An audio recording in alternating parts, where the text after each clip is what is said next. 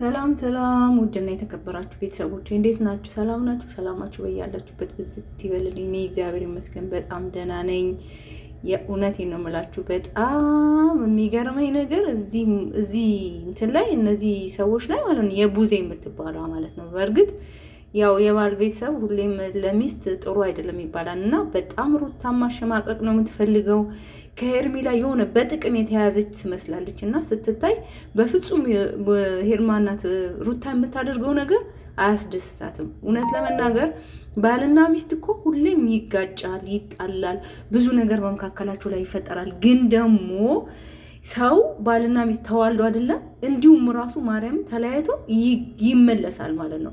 እኚህ ልጆች በእርግጥ እሱ ነው ጥፋተኛ። በእርግዝናዋ ሰዓት ብዙ ነገር በድሏት በእሷ ላይ ሴት ይዞ በእሷ ላይ ስንት ነገር የሆነ አብርሽ እኮ በፊት ገና ሩታ ያገባችው ጊዜ እኮ እግዚአብሔር መልኩ እንኳን አያምርም እኮ። አሁን እኮ ዝነኛ ሲሆን ብር ሲመጣ ብዙ ነገር ሲመጣ ራሱ መጠበቅ ሲጀምር ቆንጆ ሆነ። የመጀመሪያ ፎቶ ወደ ኋላ ሂደን ስናየው እኮ የእውነት ሩታ ልትደነቅ የምትገባ ሴት ናት። ለምን ብትሉ ሩታ በጣም ይህንን ቆንጆ ነው ሳትሷ ምርጥ ቆንጆ በጣም እግዚአብሔር ምንም የማይወጣላት ቆንጆ ናት።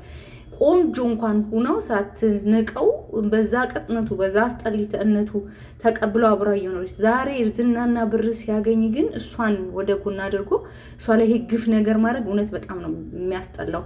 ቡዜ ግን በሰዎች ዘንድ እንድትሸማቀቅ ሩጣን በጣም ነው የምታደርጋት። ወንድሟና ቡዜ በጣም ነው የሚያናድደው። የነ አብርሽ አባት እንኳን ሩታን በጣም ነው የሚወዳት። ሰው ሁሉ አብርሽ እኮ ዛሬ ሰው የሆነው በሩታ ላይ ነው እና የእውነት በጣም ነው የሚያስጠላው፣ በጣም ነው የሚያናድደው። እና ቡዜ የምታደርጋቸው ነገሮች ደስ አይልም። ለምን እቺ ልጅ ተዋልደዋል፣ ልጅ በመሀላቸው አለ። ለዚህ ልጅ ይሄ ልጅ ሲያድግ ይሄ ቪዲዮ ይቀመጣል፣ ነገ ቅርስ ነው። እናትየዋን ሲያደርጓት የነበሩትን ነገር ሲያድግ ለአባቱ ምን አይነት አመለካከት ይኖረዋል? በዚህ ላይ ለዘመዶቹ ምን አይነት አመለካከት ይኖረዋል? ምንም ብትሆን ደግሞ እናት ናት። እናት እኮ ወልዳ አምጣ እዚህ አድርሳ አስተምራ ብዙ ነገር አድርሳ የምታደርግ እናት ናትና እናታችንን ማንስ ሲበድልብን እንወዳለን። እና ሩታን እንደዚህ በየሜዳው አንዴ መተት አደረገች፣ አንዴ በሀብሉ አደረገች፣ አንዴ እንደዚህ ያደረገች ብሎ እነዚህ ሰዎች የሚያንከራትቷት የእውነት ነገ ዋጋ ይከፍሉበታል። እውነት ለመናገር ደግሞ ሩታ በጣም ጀግና ሴት ናት፣ ልትደነቅ ይገባል። ሩታ ባትኖርበት እነሱ ዛሬ ዩቲዩበሮች የሆኑት ራሱ እግዚአብሔርን ተጠቃሚ አይደሉም። ሩታ ስላለች ነው ሰው ሁላ ቪዲዮውን ሰፍ ብሎ የሚያየውና እንደዚህ በየሜዳው የሚያስለቅሷት ግን ነገ ዋጋ ያስከፍላቸዋል። ለምን ብትሉ እኔ አንድ የሚገርመኝ ነገር በቃ ሁሌም በእርግጥ ያው የወንድ ቤተሰብ ለሴት ልጅ ጥሩ አይደለም ይባላል። ግን ደግሞ ስንት በእንደዚህ አይነቱ ደግሞ የተባረከ ደግሞ አለ እና እቺ ቡዜ የምትባላ ሴት ይሁን የትዳር ይኑረት አላውቅም። ነገ ግን በትዳርሽ ታገኘዋለሽ። ነገ በትዳርሽ ታገኘዋለሽ። ዛሬ የምትሰሪው ግፍ የእውነቴን ነው የምልሽ ዋጋ ያስከፍልሻል። መድኃኒዓለምን በልጆችሽም ሆነ በትዳርሽ ታገኘዋለሽ።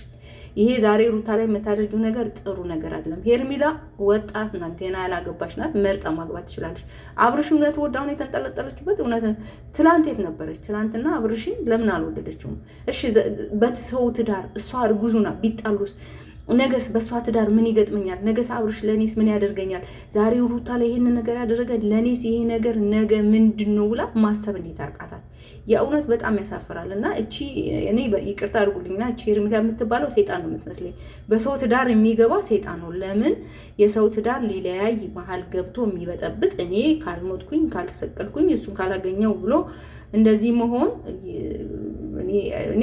ለእኔ አይስማማኝም። ሩታ እኮ ትላንትና ከታች ጀምራ ነው ከአንድ ወንድ ጀርባ ጀግና ሴት ይባላል። ጀግና ሁና አብርሽን ዛሬን እዚህ እንዲደርስ ዛሬ ባለዝና ዛሬ ባለ ሀብት ዛሬ ባለምን እንዲሆን ያደረገችው ሩታ ናት። እሱ ግን ያንን ሁሉ ጠርቶ እኔ ትዝ ይለኛል ሩታ የሆነ ጊዜ ታማ ሐኪም ቤት ሄዶ እንዴት ተሸክሟት እንደሮጠ እንዴት እንደሆነ ያንን ሁሉ ረስቶ ዛሬ ያ ታሪክ ሆኖ አልፎ ዛሬ እንደዚህ ሲያብጠለጥሏት በጣም ታሳዝን። እኔ መተት እንኳን አድርጋ ቢሆን ያው እግዚአብሔር ባይወደው መተት እንኳን ኃጢአት ቢሆንም እንኳን ትዳሯን ለመመለስ የሄደችበት ርቀት ብዬ ነው የማስበው። እና ያው ሰው ለትዳሩ ብዙ ነገር ያደርጋል በትልቅ እኔ እቺ ሄርሜላ የምትባለው እኔ ራሱ ትዳሪ ላይ ቢሆን ይሄ ነገር እኔ እንጃ። እኔ ማርያም የምታገስ አይደለሁም። ለምን ይሄ ማናችንም ትዳራችን ላይ ቢመጣ የምንታገስ ሰዎች አይደለንም። ግን ቡዜ የምትባይዋ ሴትዮ እውነቴን ነው የምልሽ፣ ነገ ዋጋ ትከፍያለሽ። ነገ በትዳር ታገኛለሽ። ብዙ ሰዎች በወንድማቸው ሚስት ላይ ግፍ የሰሩት በትዳራቸው ላይ ዋጋ እየከፈሉ ነውና አንቺንም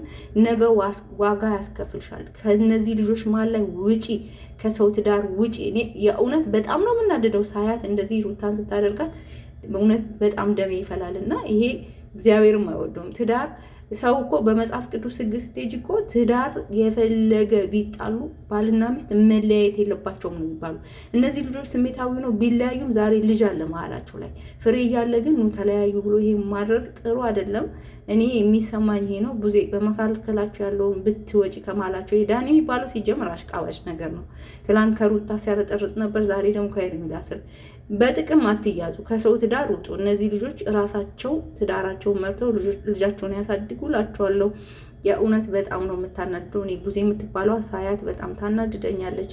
ለማንኛውም እናት አባቷ እንዴት እንደማይቆጣት አላውቅም። እና በእርግጥ አባትየው እንትና ነው የሚፈልጓት፣ ሩታን ነው የሚፈልጓት። እቺ ግን ችኮ ናት። በጣም ብዙ አይሩርሽ አይምሮ ላይ ያስቀምጥሽ ነገር ያለ ይመስለኛል። ሲጀመር ይቺ ከሄርሜላ ጋር ያላት ሪሌሽን ደስ አይልም። እና ለማንኛውም ወሬ ያላበዛባችሁ፣ ከወደዳችሁ ቪዲዮ ላይክ ሼር አድርጉት። ይሄ ለእኛም አስተማሪ ነው። ነገ በትዳራችን መሀል ላይ የሚመጣ እንትን ነው እና አንዳንዴ የሚያስተምር ነገሮች አሉት። ለምን ከአብርሽ እህት የምንማረው ነገር መጠንቀቅ እንዳለብን፣ ነገ ትዳር ላይ ስንኖር ምን ያህል የባል እህት እንዴት እንጃ። ይሄ ክፋት ነው፣ የክፋት ጥግ ነው። እና ነገ ትዳሬ ላይ ይሄ ቢሆንብኝ እኔም አልወድም። እና ይሄ ሩታ እንድትጠላ መተዳረገች እንደዚህ ያደረገች የምትለው ነገር ይሄ ጥሩ አይደለም። ነገ ለራሷ ዋጋ ያስከፍላታል። ለማንኛውም ቪዲዮን ከወደዳችሁ ላይክ አድርጉት። ሰላም ቆዩልኝ።